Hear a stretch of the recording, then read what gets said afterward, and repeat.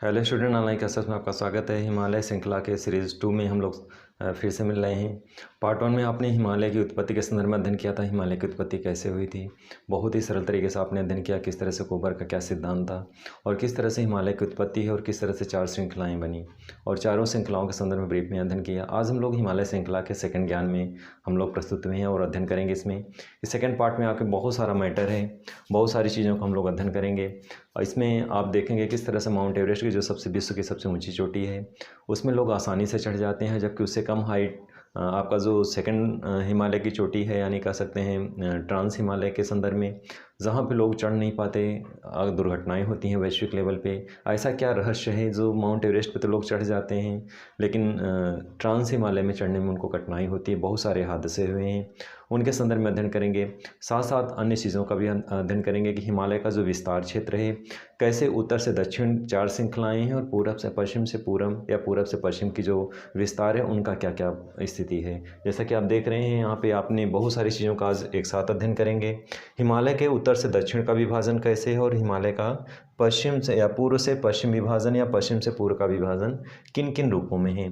साथ साथ अन्य चीज़ों के संदर्भ में अध्ययन करेंगे।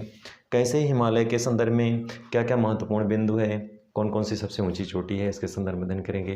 तो चलिए समय को नष्ट किए हुए टॉपिक को स्टार्ट करते हैं, देखते हैं क्या क्या चीज़ें आज के टॉपिक में हैं। बहुत ही सरल तरीके से अध्ययन करेंगे, बहुत ही मैटर और तथ्यों से भरा हुआ आज का टॉपिक है और सरलतम पूर्वक हम लोग सीखेंगे।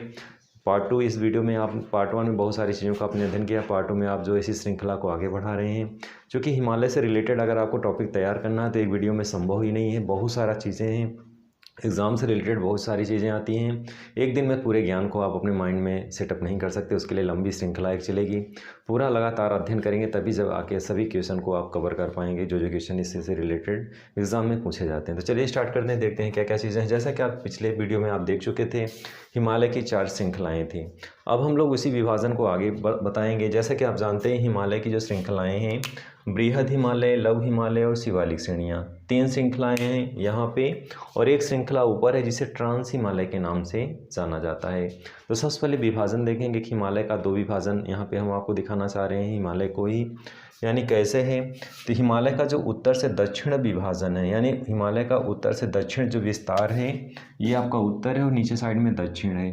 तो उत्तर से दक्षिण का विस्तार में 4 श्रृंखलाएँ हैं, ट्रांस हिमालय, बृहद हिमालय, मध्य हिमालय और शिवालिक श्रेणी। इस तरह से हिमालय का उत्तर से दक्षिण, यानी ऊपर साइड में उत्तर है, नीचे साइड में दक्षिण है, तो उत्तर से दक्षिण का जो क्षेत्र विस्तार है उसमें ट्रांस हिमालय सबसे उत्तर में है, फिर उसके दक्षिण में महान हिमालय है, फिर उससे भी दक्षिण में मध्य हिमालय है और उससे भी दक्षिण में शिवालिक श्रेणी है। तो कहने का मतलब है कि इस तरह से हिमालय का जो विस्तार है उत्तर से दक्षिण का इस रूप में है। और दूसरे रूप में जो क्वेश्चन आता है कि हिमालय का पश्चिम से पूर्व का विस्तार कैसे है। तो हिमालय का पूर्व से पश्चिम का विस्तार इसके अगले क्रम में देखेंगे। थोड़ा सा संक्षेप में हम लोग हिमालय के उत्तर से दक्षिण विभाजन के संदर्भ में देखेंगे। तो जैसा आप देख रहे हैं कि उत्तर से हिमालय में, यानी उत्तर से दक्षिण का विभाजन जो है, ट्रांस हिमालय है, महान हिमालय है और लघु हिमालय है। तो इस तरह से हिमालय का ये मुख्य बिंदु है और इसी क्रम में है शिवालिक श्रेणी। तो इस तरह से हिमालय का उत्तर से दक्षिण विभाजन 4 भागों में डिवाइड किया गया। इस तरह से एग्जाम में क्वेश्चन भी आता है कि हिमालय का उत्तर से दक्षिण का विभाजन कितने पार्ट हैं, 4 पार्ट हैं। ट्रांस हिमालय, महान हिमालय, लघु हिमालय और शिवालिक श्रेणी। इसमें कुछ महत्वपूर्ण बिंदु हैं, इसके संदर्भ में हम लोग देखेंगे। जैसा कि आप जानते हैं ट्रांस हिमालय, ये चीज़ें आपने, जैसा कि आप देखते हैं, ये संक्षेप में इन चीज़ों को आप जैसे जानते हैं। बृहद हिमालय है जिसकी हाईएस्ट जो औसत ऊंचाई है 6100 मीटर है, 6100, और जिसे नेपाल में सागर माथा के नाम से जाना जाता है। और नेपाल में जो माउंट एवरेस्ट की दूसरी श्रृंखला है, यानी ट्रांस हिमालय के पश्चात, इसमें माउंट एवरेस्ट जो सबसे ऊंची चोटी है 8848 मीटर है, जो नेपाल में है और नेपाल में इसे सागर माथा के नाम से जाना जाता है। अब इसमें कुछ और चीज़ों का अध्ययन करेंगे। जैसा कि आप देख रहे हैं यहाँ पे कि लघु हिमालय और नेक्स्ट है शिवालिक श्रेणी। तो इस तरह से शिवालिक श्रेणी को बाह्य पर्वत श्रृंखला के नाम से भी जाना जाता है और ये सबसे दक्षिण में स्थित है। अब इसी क्रम में आगे हम लोग देखेंगे ट्रांस हिमालय, जो भारत की सबसे ऊंची दर्रा जो काराकोरम है, कहाँ पे है, ट्रांस हिमालय में। वेरी इंपॉर्टेंट क्वेश्चन ये है कि ट्रांस हिमालय है और इसमें भारत की जो सबसे ऊंचा दर्रा है काराकोरम किस श्रेणी में आता है, ट्रांस हिमालय में आता है। तो काराकोरम सबसे क्या है, भारत का सबसे ऊंचा दर्रा है। सेकंड है महान हिमालय, विश्व की सबसे ऊंची चोटी पाई जाती है माउंट एवरेस्ट किस श्रेणी में पाई जाती है, तो सेकंड वाली जो लाइन है ये महान हिमालय है, और विश्व की सबसे ऊंची चोटी कहाँ पाई जाती है, महान हिमालय में। थर्ड है इसी क्रम में लघु हिमालय, जिसे मध्य हिमालय भी कहा जाता है। अब इसमें इंपॉर्टेंट चीज़ें क्या क्या हैं, तो जैसे बद्रीनाथ है, केदारनाथ है, यमुनोत्री है, गंगोत्री है और धौलागिरी है। तो ये सारे महत्वपूर्ण प्लेस जो हैं कहाँ पे पाए जाते हैं, लघु हिमालय में। एग्जाम इस तरह से पूछा जाता है कि बद्रीनाथ, केदारनाथ, यमुनोत्री, नंगा पर्वत, नंदा देवी, ये सब किस क्षेत्र में पाए जाते हैं, तो हिमालय का जो थर्ड लाइन है, यानी ऐसे कह सकते हैं कि लघु हिमालय में ये सारे पाए जाते हैं। तो इस तरह से लघु हिमालय के अंतर्गत ये प्लेस आते हैं, बद्रीनाथ, केदारनाथ, यमुनोत्री, गंगोत्री, धौलागिरी, ये सब जो है किस में आएंगे, लघु हिमालय में आएंगे। अगली चीज़ इसी में एक चीज़ और इम्पोर्टेंट है, लघु हिमालय की जो सबसे ऊंची चोटी है उसका क्या नाम है, तो लघु हिमालय की सबसे ऊंची चोटी जिसका नाम है धौलागिरी। वेरी इंपॉर्टेंट, इसको ध्यान रखेंगे कि लघु हिमालय की सबसे ऊंची चोटी का नाम क्या है, धौलागिरी। जैसे आपको महान हिमालय की सबसे ऊंची चोटी माउंट एवरेस्ट है, वैसे लघु हिमालय की सबसे ऊंची चोटी का नाम क्या है, धौलागिरी। ये इंपॉर्टेंट है, इस चीज़ को ध्यान रखेंगे। और इसी क्रम में नंगा पर्वत, नंदा देवी भी, ये सब श्रेणियाँ इसी क्रम में आती हैं। नेक्स्ट है शिवालिक श्रेणी। शिवालिक श्रेणी में कौन कौन से प्लेस आते हैं, तो हरिद्वार आता है और देहरादून आता है, तो इस चीज़ को भी ध्यान रखेंगे। यहाँ पे आपको एक चीज़ और बताना चाहते हैं, भारत की जो सबसे ऊंची चोटी है, एग्ज़ाम में आता है, क्वेश्चन विवादित है, उसके पीछे का कारण क्या है। भारत का जो वास्तविक स्थिति है, जैसा कि आपको दिख रहे हैं K2, जो इस समय पाकिस्तान में आता है, और ऐसे इस तरह से एग्ज़ाम में इस तरह से क्वेश्चन आता है। और इसके पहले इन चीज़ों को आप जानते रहें कि विश्व की जो सबसे दूसरी ऊंची चोटी, यानी पहली ऊंची चोटी माउंट एवरेस्ट है जो नेपाल में है। विश्व की दूसरी ऊंची चोटी, जिसे वैश्विक स्तर पे तो नहीं स्वीकार्य है, हम लोग मानते हैं कि विश्व की ऊंची चोटी जो है कहाँ पे है, किसे माना जाता है, K2 को माना जाता है, जिसे गाडविन ऑस्टिन कहा जाता है। ये विश्व की सर्वोच्च पर्वत शिखर दूसरी श्रेणी में आती है, इसकी ऊंचाई 8611 मीटर है। तो K2 कहाँ पे है, जैसा कि आपको देख रहे हैं, K2 काराकोरम पर्वतमाला के अंतर्गत आता है। यहाँ पे आपको लिखा हुआ ब्लैक बोर्ड जैसा कि आपको देख रहा है। तो K2 जो है भारत की जो है सबसे ऊंची चोटी कह सकते हैं, और विश्व का दूसरी ऊंची चोटी है। भारत की विश्व सबसे ऊंची चोटी और विश्व की सबसे दूसरी ऊंची चोटी है, जिसकी ऊंचाई 8611 मीटर है। और कहाँ पे है ये, काराकोरम पर्वतमाला में। लेकिन समस्या यहाँ पे क्या है, ये प्रश्न कन्फ्यूज़न भरा है, एग्ज़ाम में आता है, अक्सर कन्फ्यूज़ करता है, उसका रीज़न क्या है। अब देखें, भारत की दो चोटियां हैं, एक कंचनजंगा है जिसकी ऊंचाई 8586 मीटर है, और वहीं K2 की ऊंचाई कितनी है, 8611 मीटर है। अब समस्या ये है कि वास्तविक रूप से भारत में तो हम इसे दर्शाते हैं, अपने मानचित्र को हम यहाँ तक दर्शाते हैं, लेकिन ये क्षेत्र POK के अंतर्गत आता है, यानी पाक अधिकृत कश्मीर के अंतर्गत, जो विश्व इसे नहीं मान रहा है कि अगर कोई देश कब्जा कर लिया है, किसी दूसरे क्षेत्र के अंतर्गत आ रहा है, तो फिर कैसे वो हमारे देश में आ सकता है। और इस तरह से विश्व की दूसरी चोटी POK के अंतर्गत आता है, भारत में वो नहीं है। तो फिर विकल्प रूप में क्या आता है कि दूसरे रूप में, जो वास्तविक रूप से भारत में जो विश्व की ऊंची चोटी दूसरी है, यानी कह सकते हैं दूसरी, इसे हम प्रथम मानते हैं, तो भारत का जो विश्व की सबसे ऊंची चोटी किसे माना जाएगा, कंचनजंगा को माना जाएगा। क्योंकि यहाँ तो प्लेस है, भारत के मानचित्र में तो दर्शाते हैं, लेकिन भारत के अंतर्गत ये प्लेस नहीं आता है। भारत में कौन सा आता है, कंचनजंगा आता है, जिसकी ऊंचाई 8586 मीटर है। तो ये विवादित प्रश्न है, यानी मानचित्र में हम दर्शाते ज़रूर हैं कि भारत की सबसे ऊंची चोटी कौन सी है, K2 है, लेकिन K2 जो है पाकिस्तान के कश्मीर वाले कब्जे में, हिस्से वाले में आता है, इसलिए मानचित्र में केवल दर्शाते हैं, लेकिन वास्तविक रूप से वो भारत में नहीं आता। वास्तविक रूप से भारत में कौन सी आती है चोटी, जो भारत में है, कंचनजंगा, जिसकी ऊंचाई 8586 मीटर है, और ये भारत में है। ये भारत ने इसको मानचित्र में दर्शाते तो ज़रूर हैं, लेकिन ये पाक अधिकृत कश्मीर के अंतर्गत आता है। तो ये महत्वपूर्ण बिंदु, इसको इस तरह से ध्यान रखेंगे। वर्तमान समय में ये यहाँ पे, यानी पाकिस्तान और चीन भी कुछ सीमा तक चीन के अंतर्गत भी है, ये अवस्थित है, तो इस तरह से पाकिस्तान के क्षेत्र के अंतर्गत ये नहीं है। K2 को सायरन ऑफ हिमालय कहा जाता है, उसका रीज़न क्या है।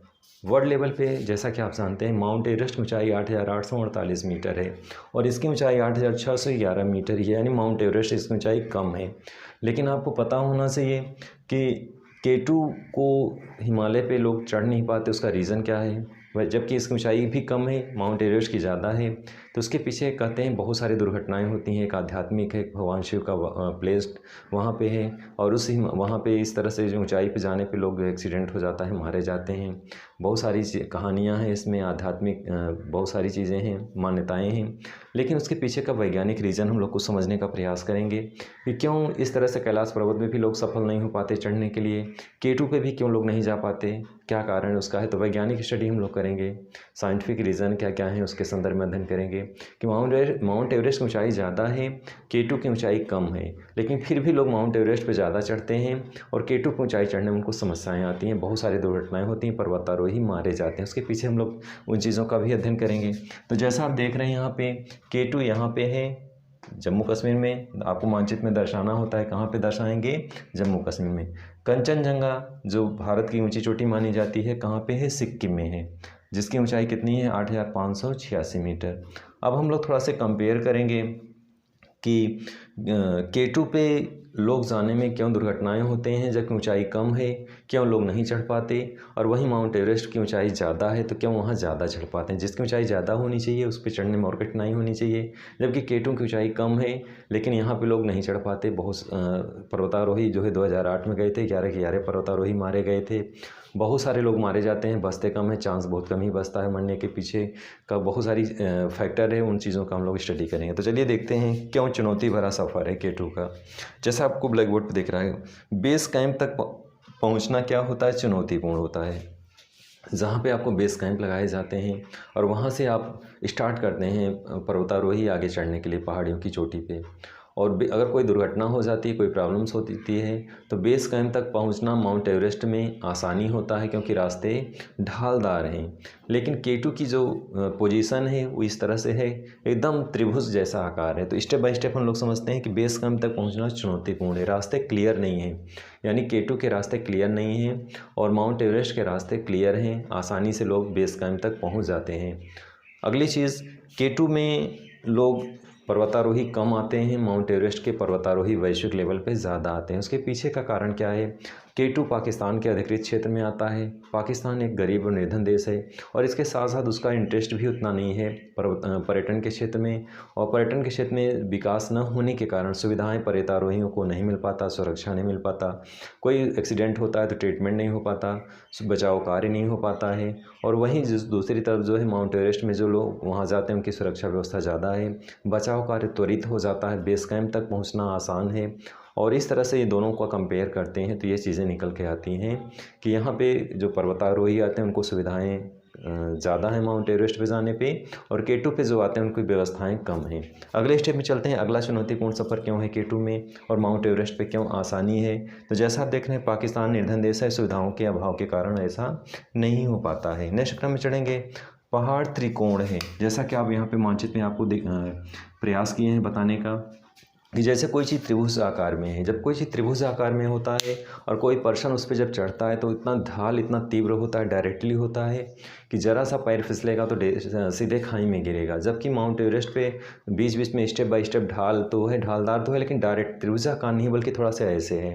तो इस तरह से ज़्यादा ढाल होने के कारण यहाँ पर दुर्घटनाएँ ज़्यादा होती हैं। कोई भी चीज़ हो, भौगोलिक स्वरूप उसका इस रूप में होगा, अगर त्रिभुज आकार में होगा और बर्फ़ का जब स्लिप करेगा बर्फ़, तो बहुत तीव्र गति से आप नीचे गिरेंगे और आपके ऊपर बॉडी के ऊपर बर्फ़ दब जाएगा और ऐसे में आप नीचे दबते चले जाओगे। जबकि माउंट एवरेस्ट में भी दुर्घटनाएं होती हैं लेकिन वहाँ पे त्रिभुज जैसा आकार नहीं है, जबकि ढालदार ज़्यादा है, इसलिए दुर्घटनाएं माउंट एवरेस्ट जो है वहाँ पे कम होता है और K2 में दुर्घटनाएं ज़्यादा होती हैं। नेक्स्ट स्टेप में चढ़ेंगे, रूट जो है स्पष्ट नहीं है। जैसा कि आप जानते हैं K2 में रूट स्पष्ट नहीं है, वहाँ पे पर्वतारोही भी कम जाते हैं और वहाँ पे सैलानी के कम आने जाने के कारण लोकल लेवल पे भी सपोर्ट कम मिल पाता है। इसकी अपेक्षा माउंट एवरेस्ट पे जो लोग जाते हैं लोकल लोगों का सपोर्ट ज़्यादा मिलता है, पर्वतारोहियों की संख्या ज़्यादा होती है, इसलिए वहाँ पर रूट स्पष्ट है। जाने के किसी रास्ते से गए थे, इसी रास्ते से रिटर्न भी होना है या इस रास्ते को पहचान रहे हैं, बार बार कन्फ्यूज़न नहीं रहता, एक आइडिया मिल जाता है। तो इस तरह से रूट स्पष्ट होने के कारण भी समस्याएं आती हैं, लोग थक जाते हैं ज़्यादा। भले ही दूरी ज़्यादा होती है माउंट एवरेस्ट की, लेकिन वहाँ पे रूट सही रहता है, आने जाने का मार्ग सही है, इसलिए वहाँ पे दुर्घटनाएं कम होती हैं। और यहाँ पे डायरेक्टली त्रिभुजाकार, इसलिए रूट स्पष्ट न होने के कारण भी ये समस्याएँ उत्पन्न होती हैं। अगले स्टेप में देखेंगे उत्तर होने के कारण, यानी ऐसे आप कह सकते हैं माउंट एवरेस्ट नेपाल में है, ये उत्तरी साइड में कम है। उत्तर साइड में क्या आ रहा है, K2 आ रहा है। सबसे ज़्यादा उत्तरी क्षेत्र जो किसका पड़ रहा है, K2 का आ रहा है। उत्तर में होने के कारण मौसम अचानक परिवर्तित होते हैं, साइबेरिया से बर्फीली हवाएं चलती हैं और मौसम अचानक ख़राब होता है। पर्वतारोही जो है बर्फबारी से, बर्फ़ के स्लिप होने के कारण जो है दुर्घटनाएं हो जाती हैं। उनको ऊपर चढ़ पाना बहुत मुश्किलों का सामना करना पड़ रहा है और पड़ता भी है। माउंट एवरेस्ट में इस तरह से उत्तरी क्षेत्र K2 का ज़्यादा आता है, जैसा आप देख रहे हैं कि ये हिस्सा यहाँ पे है माउंट एवरेस्ट का, यहाँ पे उत्तर कम, इससे भी ज़्यादा उत्तर हिस्सा कौन सा आ रहा है, K2 का आ रहा है।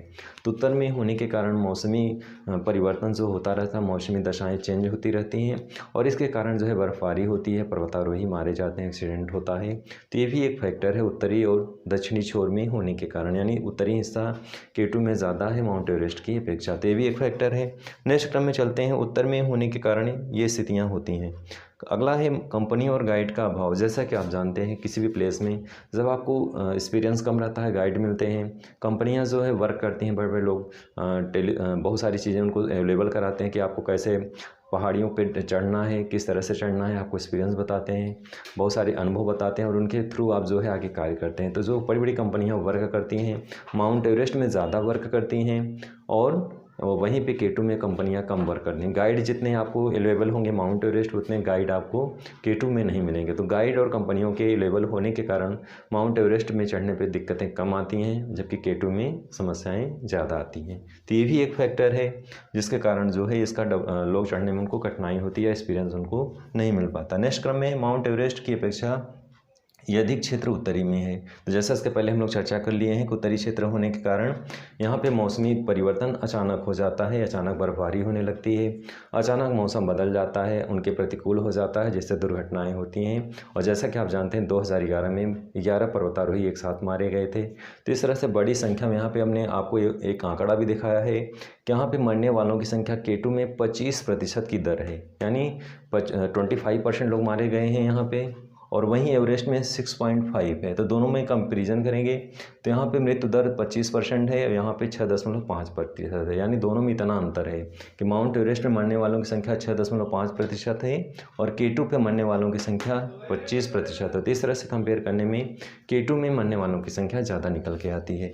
नेक्स्ट क्रम में चलते हैं, इसी क्रम में माउंट एवरेस्ट की अपेक्षा यहाँ पर ढालदार कम है। जैसा कि आप जानते हैं कि माउंट एवरेस्ट में ढालदार ज़्यादा है और K2 में ढालदार कम है, यानी K2 में ढालदार ज़्यादा है, माउंट एवरेस्ट में ढाल क्या है, कम है। तो ये भी एक फैक्टर है, यानी जिसमें ढाल ज़्यादा होगा वहाँ पे एक्सीडेंट कम होंगे, जिसमें ढाल जैसे ढाल ज़्यादा है तो ज़्यादा होने पे एक्सीडेंट कम होगा, और ढाल कम है डायरेक्टली अगर है तो वहाँ पे एक्सीडेंट ज़्यादा होगा। तो जैसा कि आप देख रहे हैं त्रिभुजाकार, जब भी कोई पर्सन चढ़ता है तो ढाल कम होने के कारण स्लिप होने का चांस ज़्यादा होता है। जब भी भूस्खलन होगा या जब भी बर्फ़ का स्खलन हो जाएगा, बर्फ़ तेज़ी से नीचे गिरेगा, तो बर्फ़ जब स्लिप करता है तो स्लिप होने के साथ साथ लोग उसमें दब जाते हैं, मारे जाते हैं।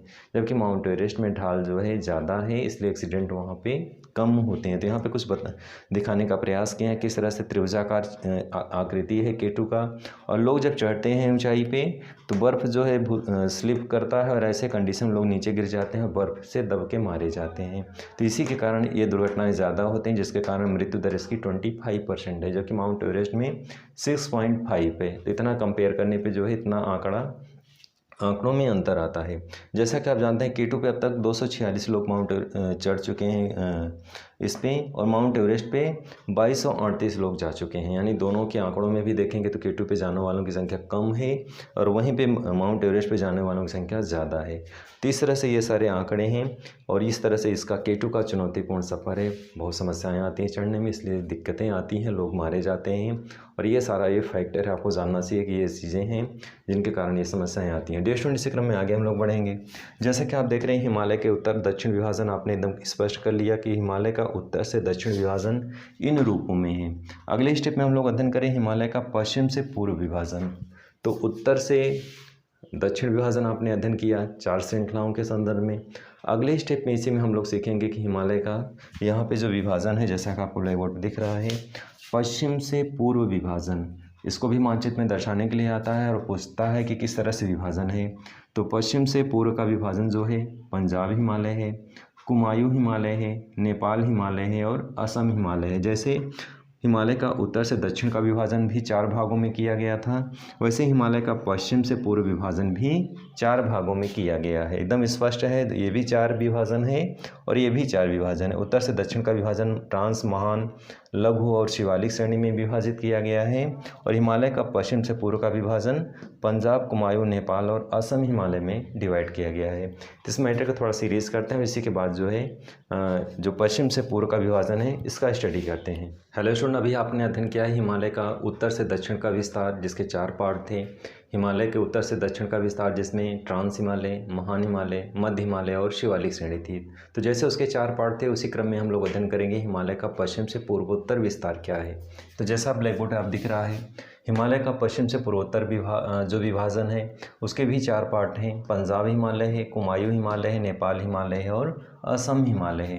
तो इस तरह से पश्चिम से लेकर के पूर्वोत्तर राज्यों तक जो हिमालय का विभाजन है, इसे हिमालय का पश्चिम से पूर्व का विभाजन कहते हैं। तो उत्तर से दक्षिण विभाजन पार्ट 1 और पश्चिम से पूर्व का विभाजन पार्ट 2, इस तरह से 2 पार्ट में हिमालय का विभाजन किया गया है। तो पार्ट 1 तो आपने अध्ययन किया कि हिमालय का उत्तर से दक्षिण का विभाजन जैसे 4 पार्ट में किया गया है, उसी क्रम में हम लोग अध्ययन करेंगे हिमालय का पश्चिम से पूर्व का विभाजन। एक एक क्रम में अध्ययन करेंगे। पहला है पंजाब हिमालय। पंजाब हिमालय का क्षेत्र कश्मीर, लद्दाख और हिमाचल प्रदेश के अंतर्गत आता है। तो जैसा आपको मानचित्र में दिख रहा है, पंजाब हिमालय, ये पूरा रेड से जो दिख रहा है आपको, इसे पंजाब हिमालय के नाम से जाना जाता है और मानचित्र में इस तरह से दर्शाने के लिए आता है इसकी एक्चुअल पोजीशन क्या है। तो जैसा आपको दिखाई दे रहा है, इसमें कश्मीर है, लद्दाख है और हिमाचल प्रदेश के क्षेत्र में इसका विस्तार क्षेत्र है। अब अगला इसी क्रम में है कि किन नदियों के मध्य है। तो जैसा आपको ब्लैक बोर्ड दिख रहा है, सतलज नदी और सिंधु नदी के मध्य के क्षेत्र को इसका विस्तार माना जाता है। तो यहाँ पे आपको दिख रहा है ये सिंधु नदी है और नीचे ये पे सतलज नदी है। 2 नदियों के मध्य के क्षेत्र को क्या माना जाता है?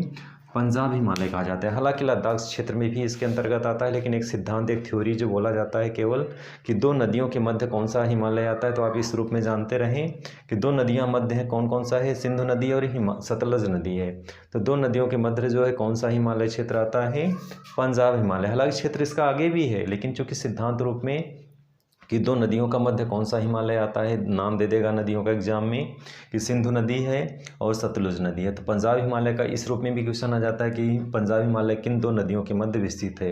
तो आगे भी हम मानचित्र में भी आपको इसके थ्रू समझाएंगे। आगे केवल आप इतना समझते रहें कि पंजाब हिमालय, ये रेड से जो दिख रहा है आपका, ये पंजाब हिमालय है। मानचित्र में इस तरह से भी दर्शाने के लिए आता है और इस रूप में भी आप जानते रहें। तो क्षेत्र इसका क्या क्या है? कश्मीर है, लद्दाख है और हिमाचल प्रदेश है। नदियाँ क्या हैं? 2 नदी कौन सी है? सतलुज नदी है, सतलुज के नाम से भी जाना जाता है, और सिंधु नदी के नाम से। यानी 2 नदियों के मध्य का इसका विस्तार है। किस चीज़ का? पंजाब हिमालय का। अब इसमें हिमालय को पंजाब या कश्मीर हिमालय के भी नाम से जाना जाता है। तो पंजाब हिमालय को कश्मीर हिमालय के नाम से भी जाना जाता है। प्रमुख पर्वत श्रेणियाँ इसमें कौन कौन सी हैं? काराकोरम है, जास्कर है, लद्दाख है, पीर पंजाल है और धौलाधार है। ये इसकी क्या है? प्रमुख पर्वत चोटियाँ हैं। तो इस तरह से इसको आप जानते रहें कि पर्वत श्रेणियाँ मतलब हैं और ये महत्वपूर्ण पर्वत श्रेणियाँ हैं। अब इसका विस्तार कितना है? 560 किलोमीटर लंबा हिमालय श्रृंखला है और यह विश्व की सबसे ज़्यादा ढाल वाली चोटी, रागपोशी जिसे नाम जाना जाता है, रागपोशी विश्व की सबसे ज़्यादा ढाल वाली कहाँ पे चोटी है? लद्दाख पर्वत श्रेणी में आता है। तो विश्व की जो रागपोशी जो सबसे अधिक ढाल वाली चोटी है, कहाँ पे है? लद्दाख पर्वत श्रेणी में आता है। नेक्स्ट क्रम में देखेंगे, सिंधु नदी लद्दाख व जास्कर पर्वत के मध्य से होकर गुजरती। कभी कभी एग्जाम में इस तरह से पूछता है कि सिंधु नदी लद्दाख व जास्कर किन 2 पर्वत श्रेणियों के मध्य गुजरती है। तो जैसा आपको यहाँ पे ब्लैक बोर्ड पर दिखाने का प्रयास किए हैं कि सिंधु नदी प्रवाहित हो रही है और सिंधु नदी के दोनों तरफ कौन से पर्वत हैं? तो एक तरफ लद्दाख पर्वत है और एक तरफ जास्कर पर्वत श्रेणी है। या ऐसे बोल सकते हैं कि उत्तर में लद्दाख पर्वत श्रेणी है और दक्षिण में जास्कर पर्वत श्रेणी है। दोनों पर्वतों के मध्य से सिंधु नदी प्रवाहित हो रही। तो एग्जाम में डिफरेंट क्वेश्चन भी आ जाता है ऐसे कि सिंधु नदी किन दो पर्वतों के मध्य प्रवाहित हो रही। तो आपका वेरी इंपॉर्टेंट, जो कि ज़्यादातर सिलेक्टेड क्वेश्चन है, वेरी इंपॉर्टेंट है, ऐसे भी क्वेश्चन आते हैं। तो सिंधु नदी जो प्रवाहित हो रही है किन दो पर्वतों के मध्य से, लद्दाख पर्वत श्रेणी के मध्य से, लद्दाख पर्वत श्रेणी और जास्कर पर्वत श्रेणी के मध्य से सिंधु नदी प्रवाहित हो रही है। तो ये भी एक महत्वपूर्ण बिंदु है। आगे देखेंगे पीर पंजाल पर्वत श्रेणी और धौलाधार पर्वत श्रेणी लघु हिमालय के अंतर्गत आते हैं। जैसे इसके पहले आपने हिमालय की चारों श्रृंखलाओं का अध्ययन किया था, तो यहाँ पे क्या है कि पीर पंजाल पर्वत श्रेणी और धौलाधार पर्वत श्रेणी लघु हिमालय के अंतर्गत आते हैं। नेक्स्ट क्रम में देखेंगे दूसरा जो विभाजन है कुमायूं हिमालय, यानी कुमायूं हिमालय के क्षेत्र में देखेंगे कौन कौन सा है। तो जैसा आपको यहाँ मानचित्र में ब्लैक से बिंदी बिंदी जो दिख रही है कुमायूं हिमालय का क्षेत्र है, मानचित्र में दर्शाने के लिए भी आता है। तो ये क्षेत्र पूरा किसके अंतर्गत आएगा, कुमायूं हिमालय, और इसी को गढ़वाल हिमालय के नाम से भी जाना जाता है। कुमायूं हिमालय का क्षेत्र में क्या क्या आएगा, तो ये कुमायूं हिमालय उत्तराखंड राज्य में है। एग्जाम में क्वेश्चन आता है कि किस राज्य में है, उत्तराखंड राज्य में है। अब इसमें कौन कौन सी नदियों के मध्य है, तो सतलुज नदी और काली नदी के मध्य का क्षेत्र। जैसा आपको दिख रहा है यहाँ पे सतलुज नदी है और यहाँ पे ये काली नदी है। दो नदियों के मध्य जो क्षेत्र है इस हिमालय का, तो इसे कुमायूं हिमालय के नाम से जाना जाता है। एक तरफ सतलुज नदी प्रवाहित हो रही है इसके उत्तरी साइड में, और नीचे दक्षिणी साइड में कौन सी नदी प्रवाहित हो रही है, काली नदी। क्वेश्चन को डिफरेंट टाइप में पूछ लेता है, उत्तर दक्षिण में या फिर किन दो नदियों के मध्य का क्षेत्र कुमायूं हिमालय कहलाता है। तो यहाँ पे आपको दिख रहा है सतलुज नदी उत्तर साइड में है, नीचे साइड में काली नदी है। इन दो नदियों का मध्य कुमायूं हिमालय का क्षेत्र है। इसी क्रम में देखेंगे कुमायूं हिमालय में इसे गढ़वाल हिमालय के नाम से जाना जाता है। इसका विस्तार 322 किलोमीटर लंबा है। प्रमुख पर्वत श्रेणी कौन कौन सी है, तो इसमें सबसे ऊंची चोटी कौन सी है, नंदा देवी, जिसकी ऊंचाई 7817 मीटर है। तो ये भी एक महत्वपूर्ण बिंदु है। बद्रीनाथ, केदारनाथ, गंगोत्री, यमुनोत्री इसी हिमालय के हिस्सा हैं। नेक्स्ट क्रम में हम लोग देखेंगे तीसरा पार्ट इसका, नेपाल हिमालय। नेपाल हिमालय जो क्षेत्र है जिसमें नेपाल, तिब्बत, सिक्किम जो है ये क्षेत्र आते हैं, और इसमें काली और तीस्ता नदी के मध्य हिमालय का नेपाल का विस्तार है। जैसा आप देख रहे हैं रेड से ये जो लाइन है खींची गई है, इसके मध्य ये पूरा क्षेत्र किसके अंतर्गत आता है, ये नेपाल हिमालय के अंतर्गत आता है। मानचित्र में भी इस तरह से आता है। तो ये पूरा क्षेत्र नेपाल के अंतर्गत आता है। तो तीन पार्ट यहाँ पे 1, 2, 3। पहला है पंजाब हिमालय, सेकंड है कुमायूं हिमालय या गढ़वाल हिमालय जो ब्लैक वाला है, और यहाँ से लेकर यहाँ तक के हिस्से को नेपाल हिमालय कहते हैं। अगला असम हिमालय आ गया, इसी क्रम में अध्ययन करेंगे। तो नेपाल हिमालय में इस तरह का क्षेत्र है। प्रमुख पर्वत श्रेणी इसमें सबसे ऊंची चोटी जो है माउंट एवरेस्ट है। जैसा कि आप जानते हैं नेपाल जो है यहाँ पे नेपाल हिमालय का हिस्सा कहलाता है, और इसे सागर माथा भी नेपाल में कहते हैं। तो इसे नेपाल हिमालय के नाम से भी जाना जाता है। इसकी जो सबसे ऊंची चोटी है माउंट एवरेस्ट, जो विश्व की सबसे ऊंची चोटी है, और इसकी ऊंचाई जो है 8848 मीटर है। तो इस तरह से नेपाल हिमालय का ये क्षेत्र है। इसी क्रम में देखेंगे इसमें और कौन कौन से हैं, तो धौलागिरी, मकालू, कंचनजंगा इसकी प्रमुख पर्वत श्रेणियां हैं, और इस तरह से इसका जो विस्तार है 800 किलोमीटर लंबा है। नेक्स्ट क्रम में चौथा पार्ट विभाजन है, देखेंगे इसमें अगले को असम हिमालय के नाम से जाना जाता है। असम हिमालय, जैसा ये ब्लू कलर की लाइन दिख रही है, पूरा क्षेत्र जो है असम हिमालय के अंतर्गत आता है। असम हिमालय में देखेंगे इसमें और क्या क्या है, तो असम हिमालय का क्षेत्र है सिक्किम, अरुणाचल प्रदेश और असम, ये तीन राज्य हैं। तीस्ता नदी तथा ब्रह्मपुत्र नदी के मध्य हिमालय का ये असम हिमालय का क्या है, विस्तार है। तो जैसा आप देख रहे हैं यहाँ पे आपका ये इस जगह पे यहाँ पे आपको दिख रहा है ये दो नदियाँ, तीस्ता नदी यहाँ है और यहाँ पे ब्रह्मपुत्र नदी है। दो नदियों के मध्य के विस्तार ये है इस क्षेत्र का। और इसमें पर्वत श्रेणी कौन कौन सी है असम में, तो नामचा बरवा पर्वत है। और नामचा पर्वत की श्रेणी की कुल जो है महत्वपूर्ण इसकी विशेषता क्या है कि ये सर्वोच्च पर्वत शिखर है, जिसकी ऊंचाई कितनी है 7782 मीटर है। तो असम हिमालय की जो सबसे ऊंची पर्वत चोटी है उसका क्या नाम है, नामचा पर्वत शिखर, जिसकी ऊंचाई 7782 है।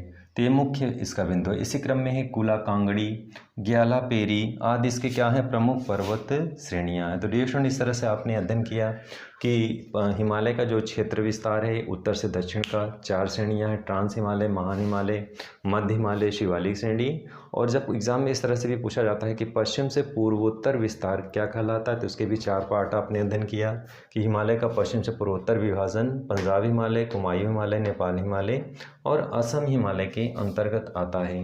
ब्लैक बोर्ड पर भी आपने स्पष्ट रूप से देख रहे हैं कि इसके यहाँ भी 4 पार्ट हैं, 1 2 3 4।